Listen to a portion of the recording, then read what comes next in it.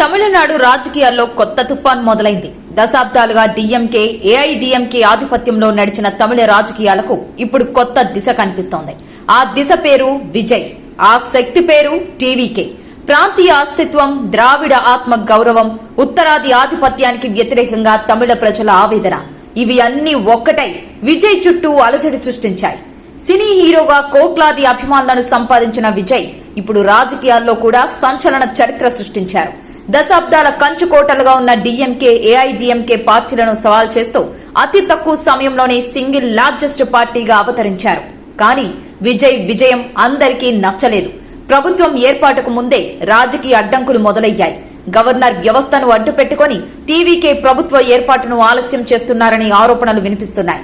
ఒకవైపు కాంగ్రెస్ కండిషన్లు, మరోవైపు బీజేపీ వ్యూహాలు, ఇంకోవైపు డీఎంకే, ఏఐడీఎంకే రాజకీయ లెక్కలు. మొత్తంగా విజయ్ ను అడ్డుకోవడానికి అన్ని వైపులా అష్ట దిగ్బంధనం జరుగుతోందనే చర్చ తమిళనాడులో హాట్ టాపిక్ గా మారింది. అయితే విజయ్ రాజకీయ ప్రయాణం ఒక్క రోజులో మొదలైంది కాదు. కేంద్ర ప్రభుత్వ వేధింపులు, సినిమాలపై ఒత్తిళ్లు, కుటుంబాన్ని లక్ష్యంగా చేసుకున్న రాజకీయ దాడులు, ఇవే చివరకు విజయ్ ను రాజకీయాల్లోకి తీసుకొచ్చాయనే అభిప్రాయం తమిళ ప్రజల్లో బలపడింది. అదే ఇప్పుడు విజయ్ కు అతిపెద్ద రాజకీయ బలంగా మారింది. ఎంత వేధిస్తే అంత బలపడుతున్న నాయకుడిగా విజయ్ ఎదుగుతున్నారు. ఎన్నికల్లో ప్రజలు ఇచ్చిన తీర్పు స్పష్టంగా ఒకటే చెబుతోంది: తమిళనాడుకు కొత్త ప్రత్యామ్నాయం కావాలని, దశాబ్దాల పాత రాజకీయాలకు ముగింపు కావాలని. కానీ ఇప్పుడు ప్రశ్న ఒక్కటే: సింగిల్ లార్జెస్ట్ పార్టీగా నిలిచిన టీవీకేను ప్రభుత్వం ఏర్పాటు చేయమని గవర్నర్ ఆహ్వానిస్తారా, లేక రాజకీయ లెక్కలతో మరో కూటమికి అవకాశం ఇస్తారా?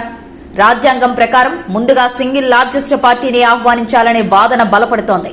అదే ప్రజాస్వామ్య స్ఫూర్తి అంటున్నారు టీవీకే నేతలు. ఇక మరోవైపు డీఎంకే, ఏఐడీఎంకే కలిసి ప్రభుత్వం ఏర్పాటు చేస్తాయనే ఊహాగానాలు కూడా తమిళ రాజకీయాల్లో సంచలనం రేపుతున్నాయి. అలా జరిగితే అది విజయ్ కు తాత్కాలిక నష్టం కావచ్చు, కానీ దీర్ఘకాలంలో అతనిని మరింత శక్తివంతమైన నాయకుడిగా మార్చొచ్చనే విశ్లేషణలు వినిపిస్తున్నాయి. ఎందుకంటే తమిళ ప్రజలు ప్రాంతీయ గౌరవాన్ని ఎంతో భావోద్వేగంగా తీసుకుంటారు. ఉత్తరాది రాజకీయ జోక్యాన్ని అస్సలు సహించారు. అందుకే ఇప్పుడు తమిళనాడులో వినిపిస్తున్న ఒకే నినాదం: విజయ్ ను ఎంత అడ్డుకుంటే అంత బలంగా తిరిగి వస్తాడు. ఇప్పుడు తమిళనాడులో మొదలైన ఈ రాజకీయ తుఫాన్ రాబోయే రోజుల్లో దేశ రాజకీయాలనే ప్రభావితం చేస్తుందా?